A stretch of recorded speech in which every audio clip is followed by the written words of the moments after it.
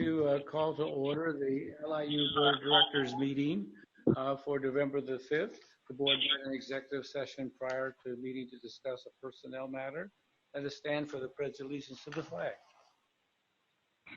I pledge allegiance to the flag of the United States of America and to the republic for which it stands, one nation, under God, indivisible, with liberty and justice for all. Thank you very much, and thank you for coming out on this election night. I don't know why we always meet on election night, but we do. May we have a roll call, please? Sue Heaston. Here. Brian Huffman. Justin Martin. Here. Patrick McDonald. Here. Corey Nade. Here. Dolores Nestor. Paul Politis. Here. Scott Rowland. Mark Shore. Here. Suzanne Smith. Michael Wagner. Here. Carlos Wampler. Here. Michael Miller. Here. 10 present. Thank you very much. Are there any visitors who would like to address the board? Seeing none. We are going to have a presentation from Dr. Laura McCusker to provide an update on the comprehensive plan.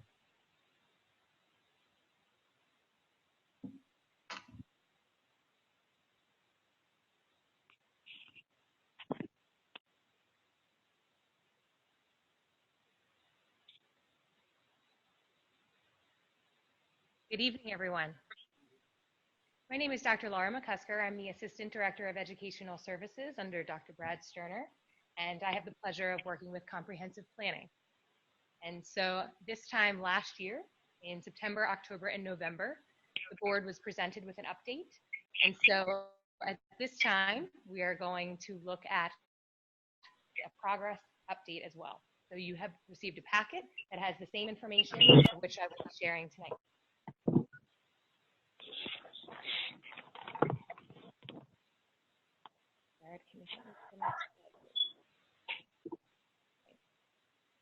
So our overarching goals for the comprehensive plan are the same that have continued since the inception of the plan in 2016.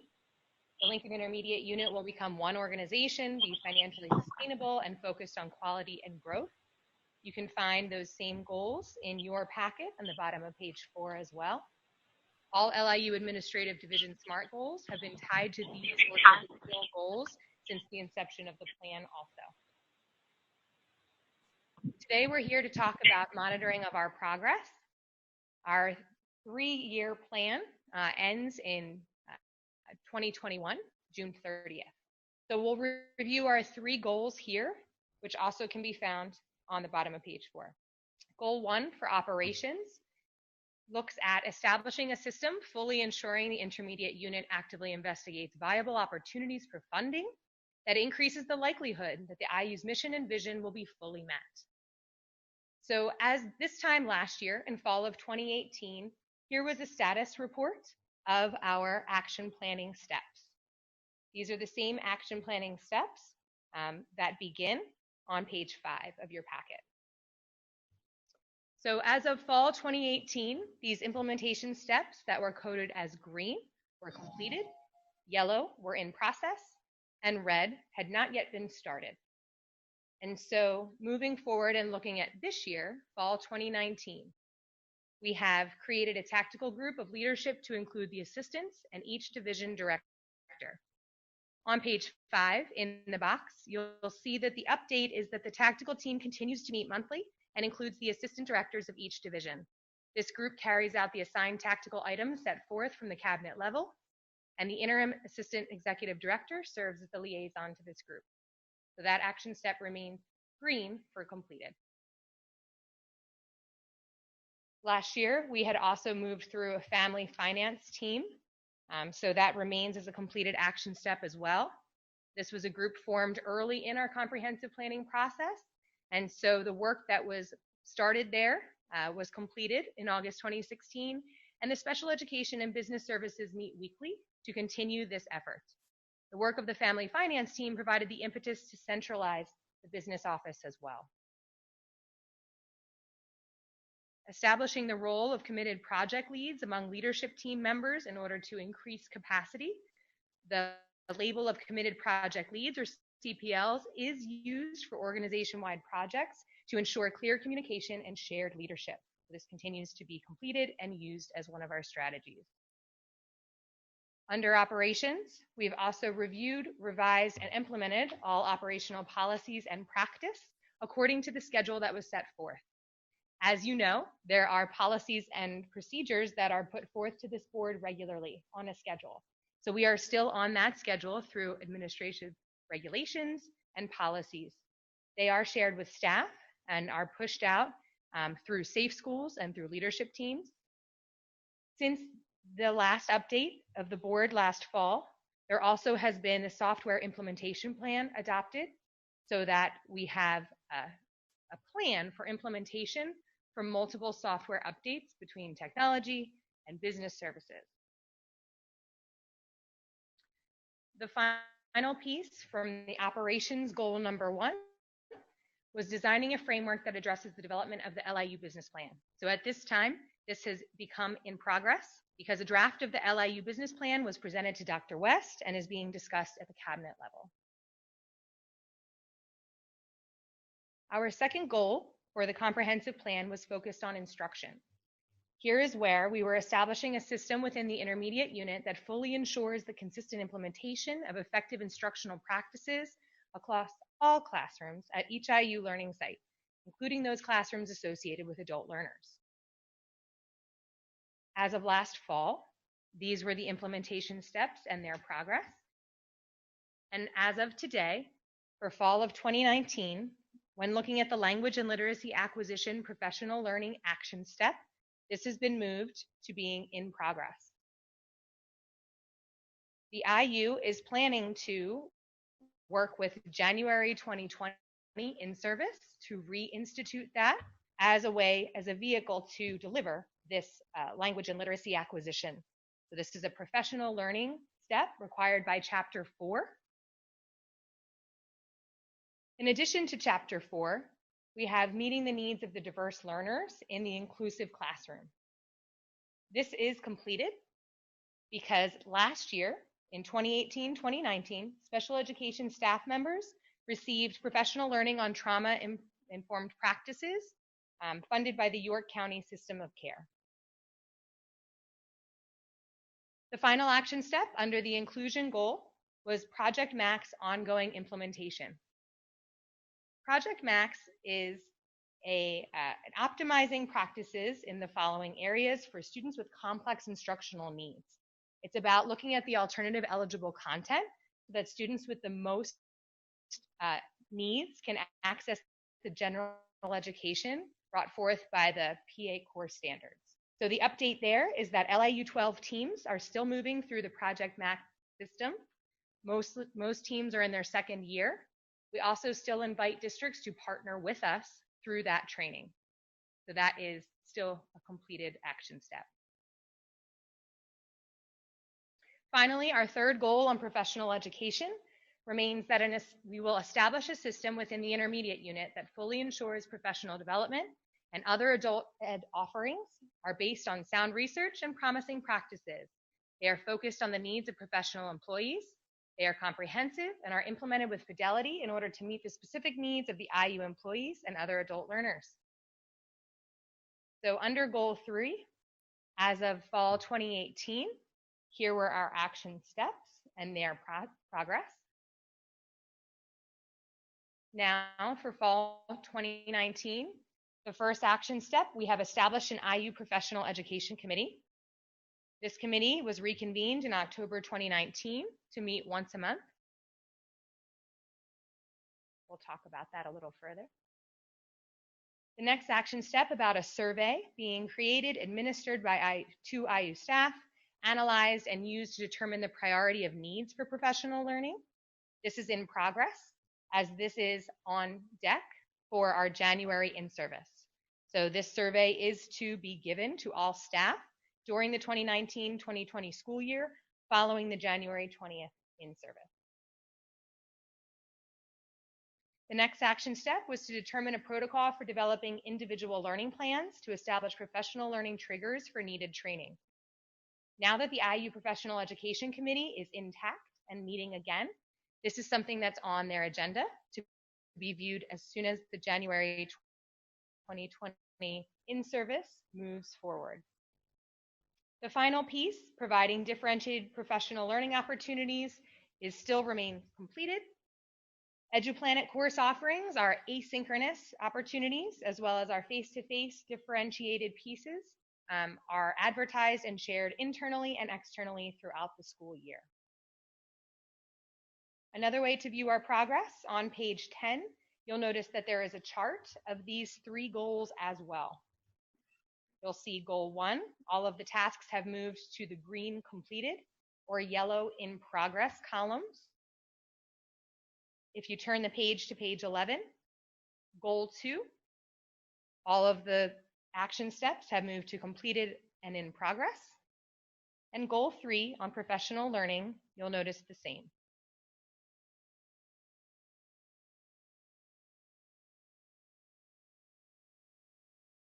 I do have a place for questions later, but that was a lot of information. So does anyone have a question they would like to ask at this point before I move forward?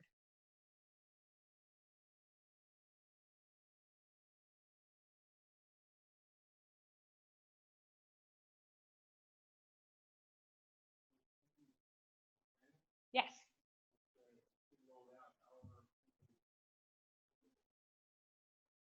For the EduPlanet on page 10, are they? Is it being utilized? It is being utilized. Currently, there are more external customers than internal customers. This was brought to the attention when Dr. West came on board. So we've been working specifically with the LIU president, Danielle Thompson, to make sure that all of the Act 48 opportunities through the online platform of EduPlanet are regularly advertised. And that's one main goal of establishing this IU Professional Education Committee.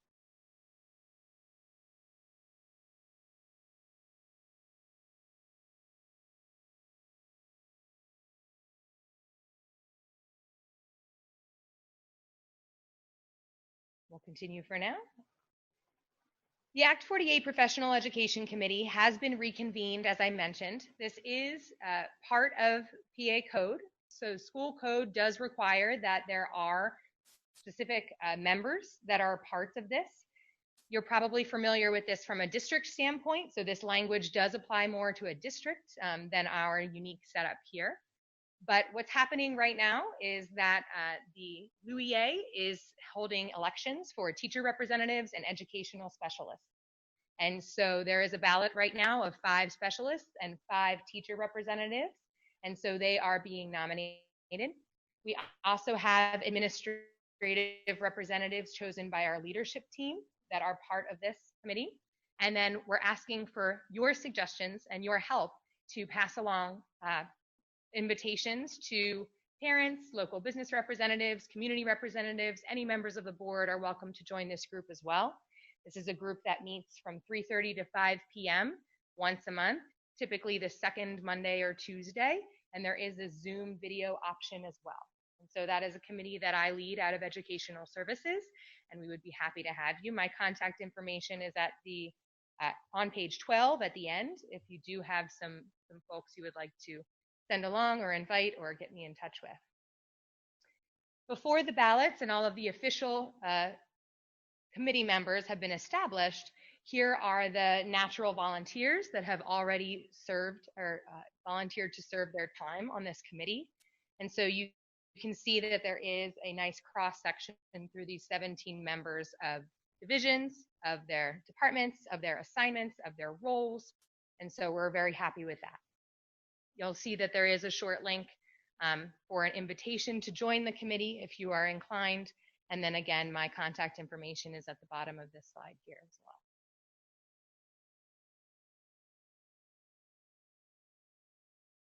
So that serves, again, the Professional Education Committee as one large component of an action step that still remains for our comprehensive plan. So implementation of our current plan continues through June 30th of 2021. As you can see, we are on track to, move things forward, and we've at least started all of the action steps that are in our plan. So at this point, it's making sure that we're completing them all and seeing them through. What has changed is that now with the release of Future Ready PA Index, there will be Future Ready PA comprehensive planning. So IU12 is a phase 2 LEA. Some schools are a phase 1 or districts and others are a phase 3. And so the timing of ours is not changed. However, the methodology that's being used is new.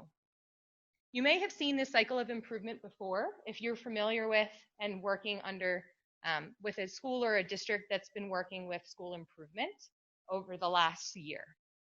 Schools that were designated for comprehensive school support and improvement and additional targeted or ATSI, comprehensive support and improvement, already have seen this cycle.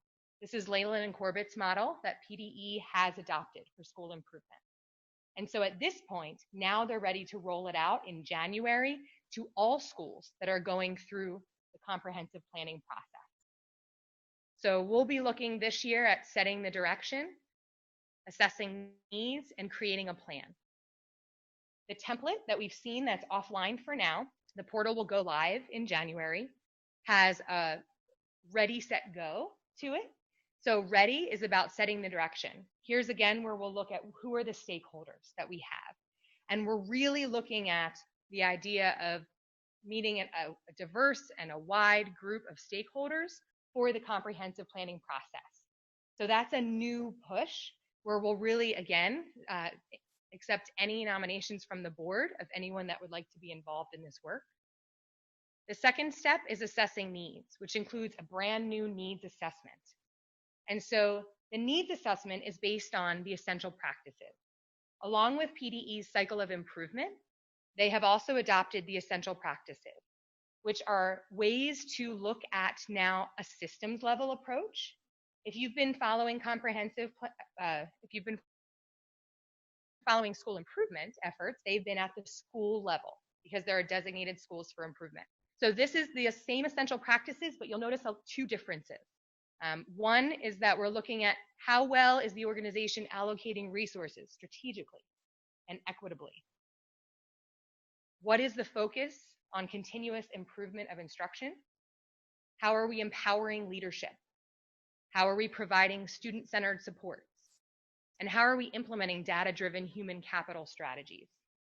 So the board will be hearing as the work of the Comprehensive Planning Committee moves through the needs assessment, as well as we have stakeholders help us by completion of surveys or focus groups or any combination of the above, so that we make sure that we have the most voice that we can for the stakeholders that we serve in planning this new comprehensive plan. The third step would be to create a plan. So those are the pieces that we are looking at to move forward. Then, of course, after it is accepted, we would implement the plan, monitor the plan, and adjust course. So our current plan will be due, our new plan will be due on November 30th of 2020. So that means that the Committee for Comprehensive Planning has been reconvened as well. Meeting Novembers, again, I'm leading that one, starting in November, this November to next November, about once a month, again at 3:30 to 5 o'clock on the third Tuesday or Monday of the month. Please let me know if you would be interested in joining us. We look forward to bringing a wonderful array of stakeholders together. Our timeline for developing the new comprehensive plan under the Future Ready model is that this November, we would develop our committee and review the template that's currently offline for the comprehensive planning process. In December, we would complete part 1 of the new template. This is mostly demographic information. January and February is when we would complete that needs assessment with the essential practices. So here's where we would look mostly at a lot of the data that's coming to us from the state level, from internally, and then we're also looking to our stakeholders to inform the needs assessment. Once that needs assessment is there, we will look at part 3, which is go. You'll notice that under the cycle for improvement, evidence-based strategies hold lots of power. So we will be looking at a root cause analysis for some of the pieces that come out of the needs assessment. And then we will be looking towards evidence-based strategies that will help us set measurable goals And then those goals will be implemented and they will be monitored through the rest of this cycle of improvement. So I'm very excited to undertake this new piece. I have been working with the 7 designated ATSI schools, the 1 designated CSI school, and then 4 additional schools across the state in school improvement. So I've been watching this work and kind of steeped in it since Future Ready PA Index was live last year. So we're very excited to take kind of some fresh eyes with a fresh process to look through comprehensive planning. Here is our Natural Comprehensive Planning Committee. We would like to, so this was from the, again, the internal invitation. So we are going to send this out to some stakeholders in our footprint, but we would also invite you to join or contact me with those that you think might be interested in this work.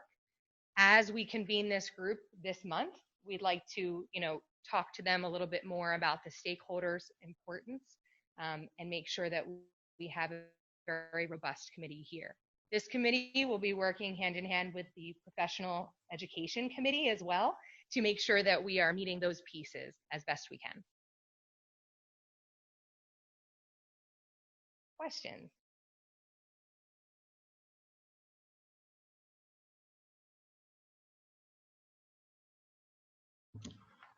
I would just make a comment.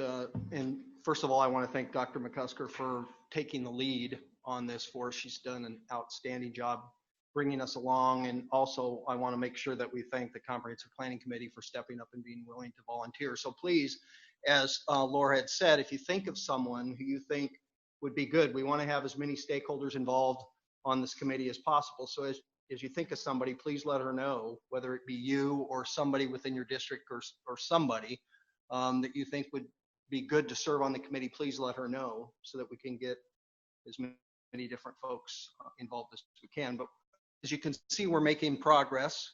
I think really good progress on the comprehensive plan. It's going to be exciting about moving forward with a new model and what that's going to look like going forward. So staff have worked really hard, I think, at trying to address the comprehensive plan. It really has kind of been the roadmap for me this year as far as what my goals were that I shared with the board earlier, and kind of will be updating you as we move throughout the year, because it really is all tied to the same thing. So not only are my goals there, but everybody else's goals are all tied to that as well. So I want to thank everybody for all their efforts.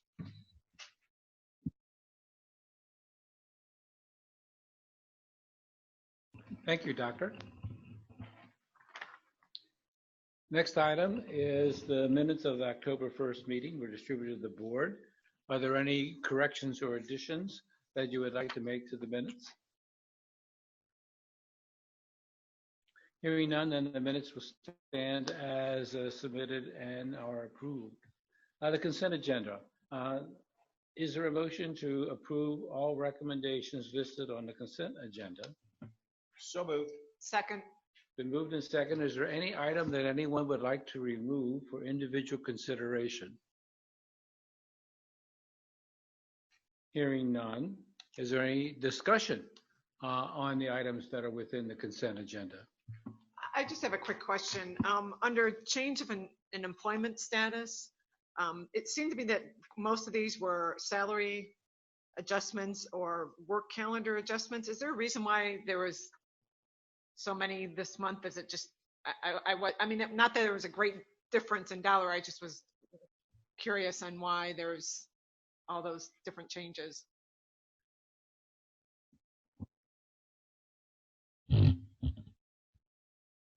So for the work calendar adjustments, the needs of the departments changed a little bit, and some of that had to do with also benefit driven. So when we discussed with the different supervisors, the level of benefits that they were eligible for changed a little bit depending on the hours. So that was another piece that we talked with them about when it comes to the work calendar adjustment. There is one salary correction, so that one was an error in the original salary, and then we had some column movements.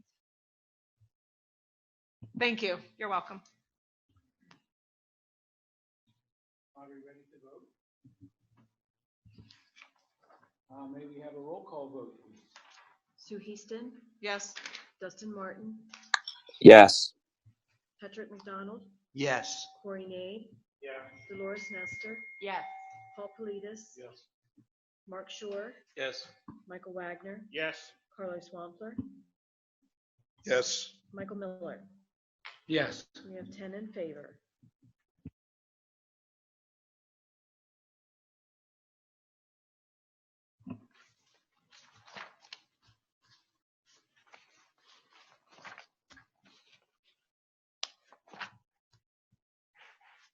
Next item on the agenda is affiliation agreement with Bloomsburg University. You received the information in your packet. Is there a motion to approve the affiliation agreement with Bloomsburg? So moved. Second. It's been moved and second. Discussion on this particular item. Are you ready to vote? All those in favor say aye. Aye. Opposed? Any abstentions? The motion passes. The next item is resignation and separation agreement. You received that packet. Is there a motion to accept the resignation of Lisa Greth with the corresponding separation agreement? Is there a second? Been moved in second. Any discussion on the item? May we have a roll call vote, please? Sue Houston, Yes. Dustin Martin, Yes. Patrick McDonald, Yes. Corey Nade,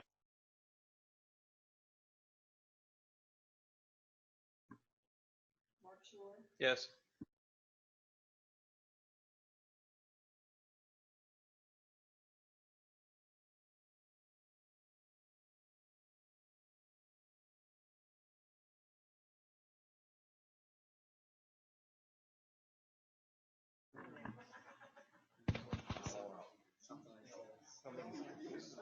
You're the only one on.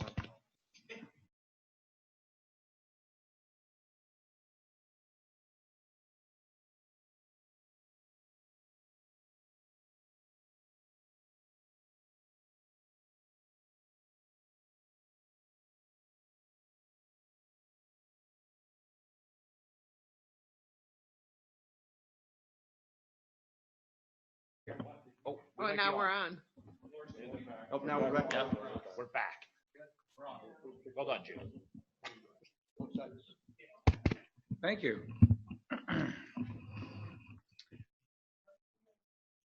The next item is approval of mayor ballot election and notification of board vacancy holder. You received the documents in your packet, and this is to grant approval to conduct the annual election by mail ballot to notify all the school districts. Is there a motion to approve this? So moved. Is there a second? Is there discussion on the item? I guess I have a question for the solicitor. I note that the district's reply date is February 21st for nominations for the ballots for the 4 vacant positions. Where did that, until then, the IU board, I think, would have 9 elected members on it. That is correct. And what does that do to a quorum of the board moving forward? Is it of 9, 5 of 9? It is Of correct. the current seated members? Of the seated members, correct. Thank you. Yes.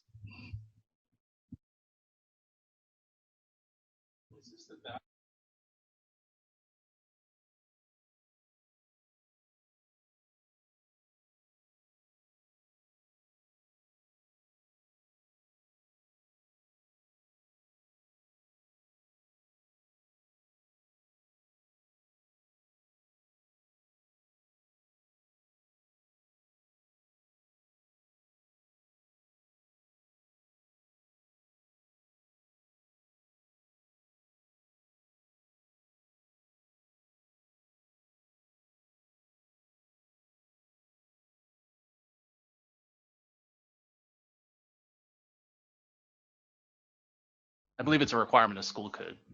Well, Yeah. in addition, this is an elected board, not an appointed board, correct? Correct. All 24, 25 school districts vote on the board of directors of this board. through this process. So it's really a difference of being appointed for me to be on the VOTEC authority. Correct. Than the it's so, and we can't have substitutes come to this board from our district because they don't have voting authority by being elected by majority of the 25 district board members. Correct.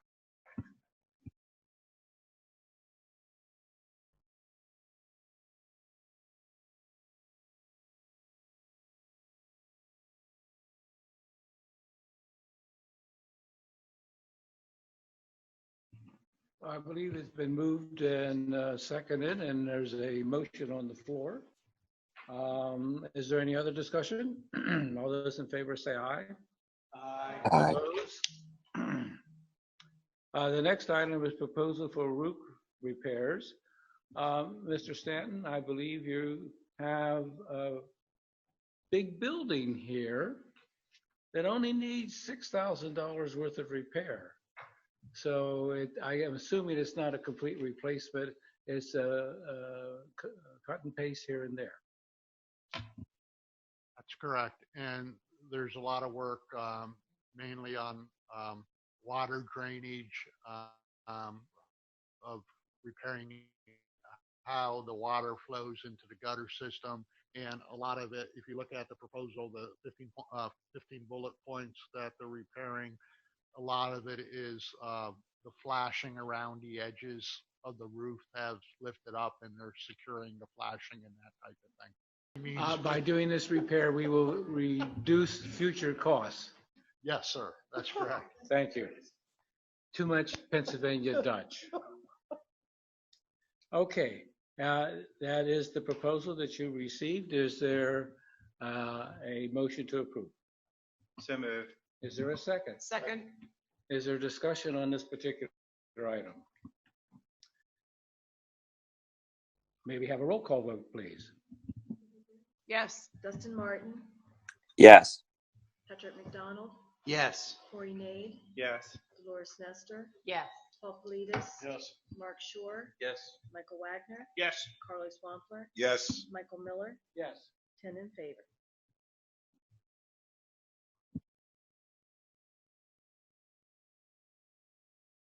The next item is the president's report. Your negotiating committee met last month, and Mr. Z, as our legal counsel, will give us an update. He is also our chief negotiator. Thank you. Yes, we met on October 24th to hold our initial meeting. That accomplished two things. One is we have a requirement to meet with our mediator prior to February, so we wanted to make sure we got that done. That did occur. She attended our meeting, and she intends to participate in all of the sessions moving forward to the extent schedules allow. That meeting was not substantive in the sense that we really only went over ground rules that evening. We set dates for an electronic exchange of initial proposals, which is set for January, and then we also coordinated schedules for both of the bargaining units for meetings moving forward through May. Essentially, the way it works out is it's basically every other week, not exactly that.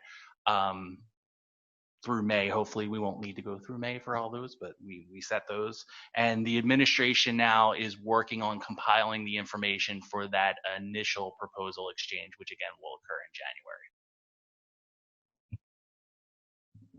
January. And if I could just give a quick update on that. So Jill sent around a doodle poll, and so Dr. Sensenig, Tim and I are meeting weekly or every other week to begin to look through the agreements and look through the language and start to begin to put some kind of a framework together that we will bring to the group sometime in the future.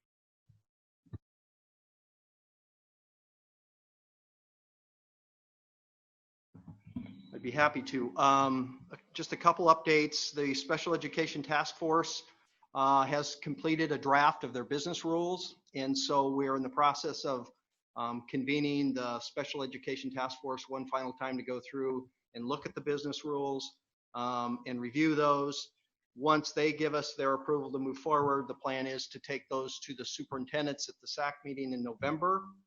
And then once they've had a chance to look those over, then we will go to the different job alikes in January and meet as a team with each of those different groups, let them review the business rules, and then be prepared to move forward with those and put them in place for this next year. So that's kind of the timeline for the work we've been doing there. We had a really good superintendent fall symposium at Bedford Springs. I want to thank Jill for all her work putting that together. That is a lot of time and effort, and it went off perfectly. Lots of good feedback from superintendents.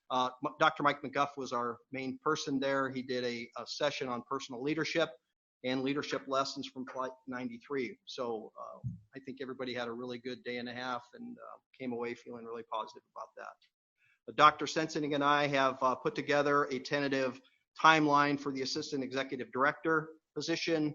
We now have a timeline in place, the tasks, the processes. We're putting together the interview team, so that is moving along nicely, and so I can give you some updates in the future on that. The retirement dinner is scheduled, of course, in the reorganization meeting for November 26th. And then I will be attending the Superintendent Academy. I was chosen to be a member of their 4th cohort to get my Act 45 hours that are required by Pennsylvania that I never had to do in Nebraska. So that was something new to me. So I'll be doing that this Thursday and Friday. So because I'll be gone and because we had a board meeting tonight, I probably will not send a weekly update on Friday unless something happens that I think you really need to know about. But basically, you're hearing the update that I would put in that on Friday as well. And that's my update.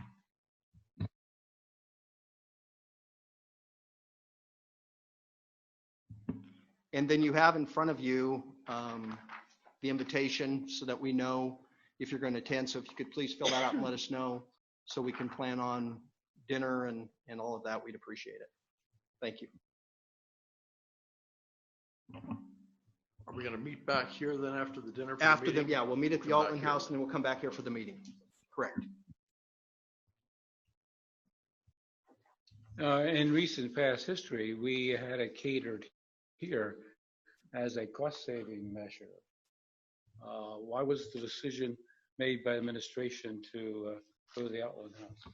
Yeah, in conversations I had with Jill, in the past it had been done. I think 17 was the first year we brought it back here, is my understanding. But then when we looked at the cost, and it was even catered by the Altland House, even when you brought it here, you were still charged the same cost for the meal. So it wasn't any cheaper bringing it here than it was there. And then by the time, as I understand it, we looked at decorations and flowers on the tables and those kinds of things. I don't believe there was a significant savings to do it here versus doing it there. So I guess my decision was, let's go to a restaurant and have something nice, and it's not costing us really anything more than it did when it was here. So that's why I made the decision to move it to the Altland House. If someone could not attend the dinner, at what time could we expect the meeting to be convening here? At our regular time.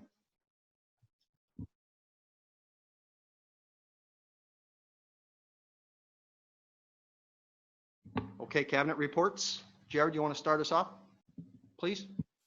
Sure, since I gave away my microphone, I'm not sure where it is. I'm going to move over. Okay, so good evening, everyone. A great update from our Lincoln Cyber Cafe program. I think it's important to make a point. I know these are on our cabinet reports, and we try to give an update, but just some recent conversations with some of your district leadership across the entire IU. We know that marketing efforts need to be a significant effort that we have here at the IU. We need to do a better job of making sure that you all know the great work and services that we are conducting here. And one of the things that's a great highlight that many of our districts don't realize we have is our own online cyber school that many of your students are actually attending. Our enrollment at this point in the year, comparative to prior years, is up 42 students. Now, when you think about that in your own school district, think about an elementary school that would perhaps grow by 42 students in one school year. That implies changes to staffing, it implies guidance, nursing services that may change. So it's really a great testament to the work in programming that our supervisor, Mr. Alan Moose, is doing to advocate for the students and their needs. But it's also a great service to you and the districts in terms of being able to save on what it would cost for those students to go out to a cyber charter school, which is at least double the cost. And in many cases, it's quadruple if it's a special needs student. So we have a case manager that is actually in the special education division that is actually working with the students that have IEPs. So we're providing the services that we believe are far better than what a cyber charter school would be able to offer, and our success rates are testament to that as well. So just thought I would share that information for you to share back with your boards as well. Thank you. Jared, what's the total enrollment of that? Right now we're over 42, right now we're over 70 students at this point of the year, and we're not even at a point where we're just at that first marking period. We expect to be over 100 students in our cyber school by the end of the school year. So, last year this time we were in the 30 to 40 range, and it's just amazing the number of students. Due to attrition, we have students that graduate, and sometimes it takes a little while for them to decide they're going to continue in the program, or new enrollees decide that this is the path they want to go. Sometimes it takes a marking period for that to happen.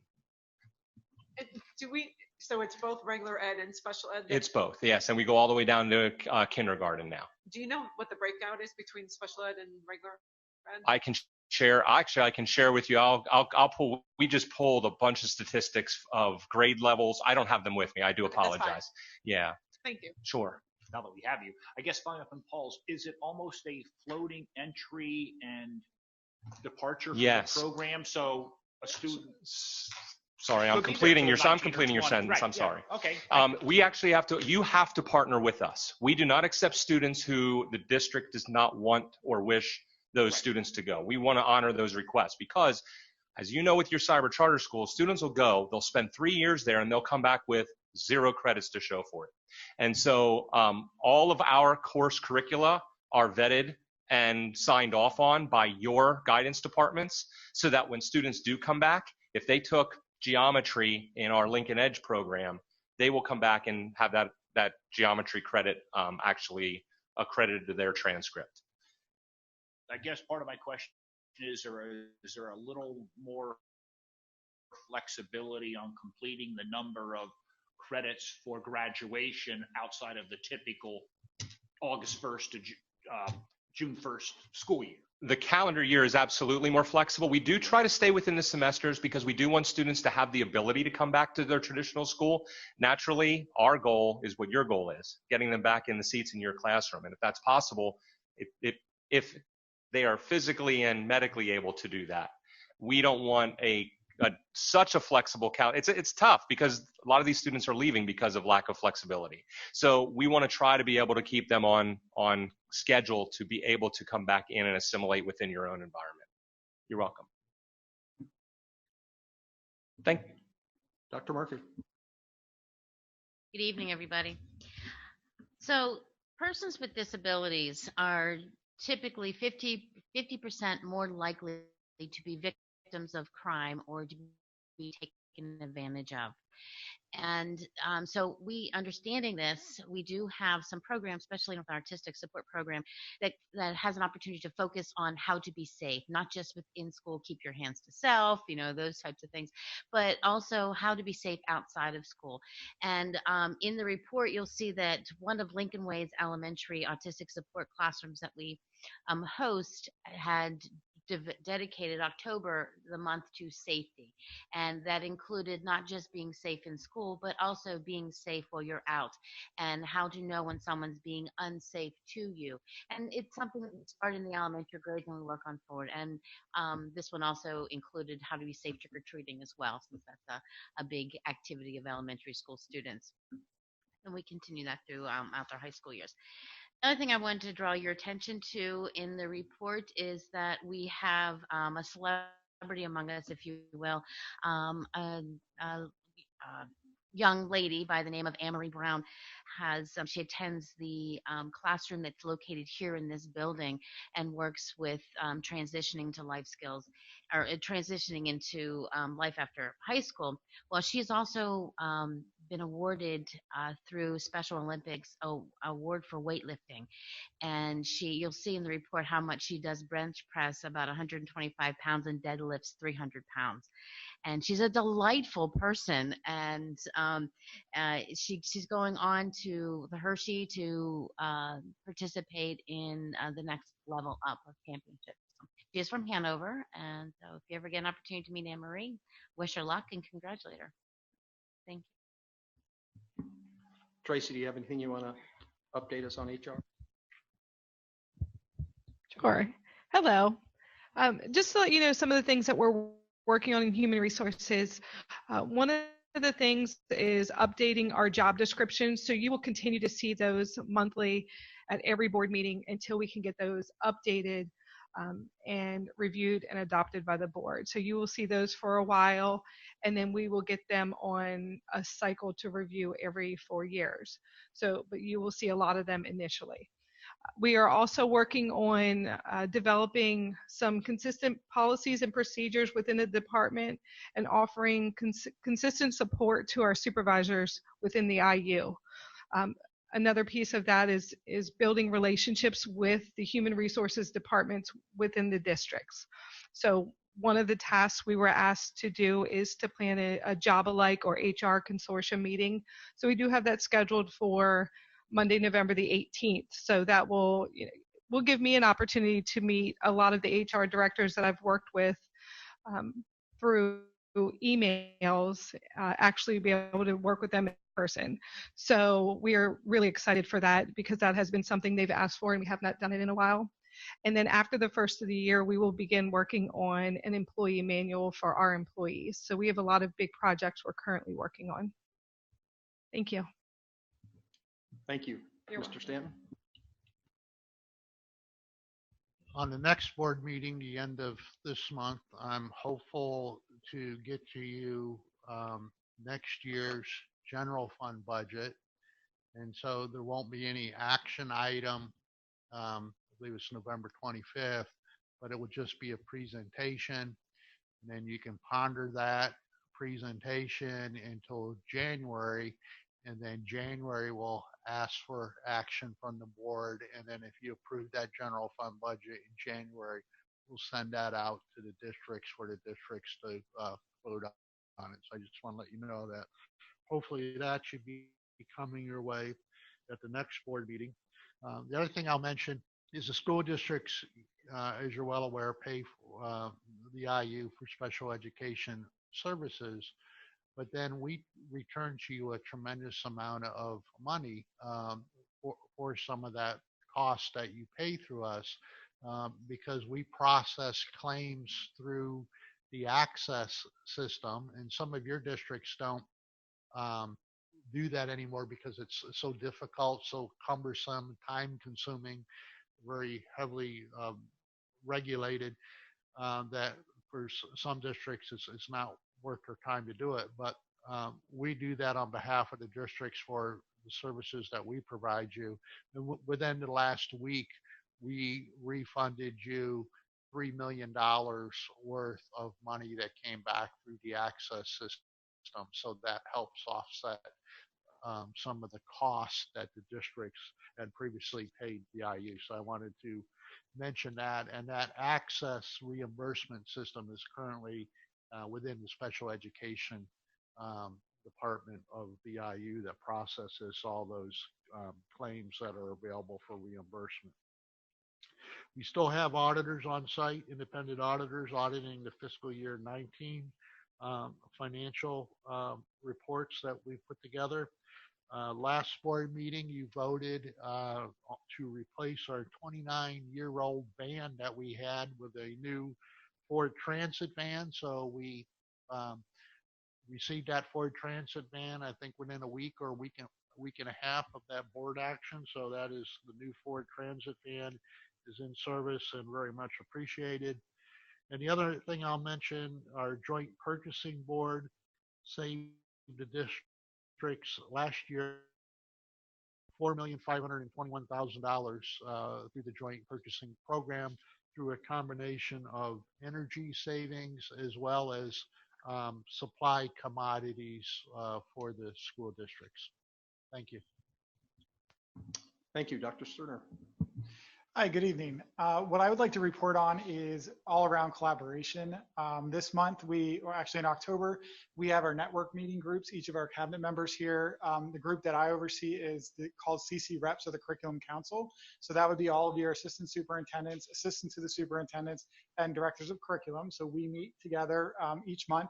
And Dr. Murphy also has her networking group called SEEK, which is the special ed directors or supervisors of special education. In October, we wanted to collaborate together, Dr. McCusker, myself, Dr. Murphy, and Dr. Hom wanted to plan a joint networking group together focused on mental health awareness and trauma-informed practices, since that is something that is really hitting our school districts. So we combined both our network groups together, and we had a great turnout. And what we did is we developed a keynote, and then we also had a conference type setup where they could go to different breakout sessions to learn a little bit more about trauma-informed practices. It was very well received. Dr. Murphy, Dr. McCusker, and I are thrilled with the feedback that we got from the meeting. So I definitely think this is something we're going to keep going. We went a couple of years where we didn't do this, but I think it's definitely something we're going to keep doing. Along those lines, in November for our CC Rep meeting, we're taking the show on the road, and we're being hosted at Conewago Valley School District at their Colonial Career and Technology Center. We'll be holding our meeting there. Dr. West just had one of his SAC meetings there, where our focus is going to be on career readiness, and all of our CC Rep members are going to be getting a tour of the facility. So we're really excited about that continued collaboration across districts and internally within our cabinet. Thank you.